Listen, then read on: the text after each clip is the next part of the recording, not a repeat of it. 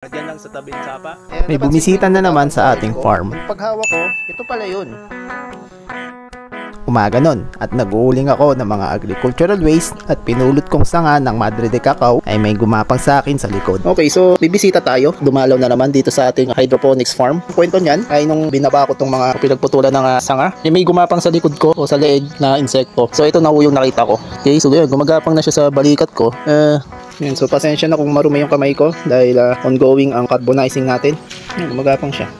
Hindi mo siya mahalata, green siya. So green din yung lettuce ko. So unless na lang kung titingnan mo siya o i-zoom in mo. Ang tawag po pala dito ay praying mantis o mandadangkal sa Tagalog. Iba pa po ito sa tipaklong na kadalasan ay bilugan ng ulo at may mahabang hita para sa mataas nilang pagtalon. Ito ay may scientific name na Mantis religiosa na madalas makikita sa mga tropical location gaya ng Pilipinas. Ito rin ay isang uri ng kulisap na gumagamit ng kanyang dalawang mahabang kamay sa unahan para atakihin ang kalaban. Nakatingin siya sa akin, no? Tapos parang ano siya, naka-attack mode. Pag hawakan ko siya, tingnan yung mangyayari.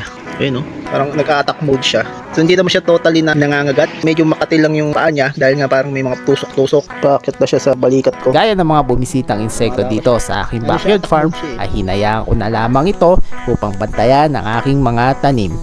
Wala pa pang 2 minuto yan. See you ulit next time.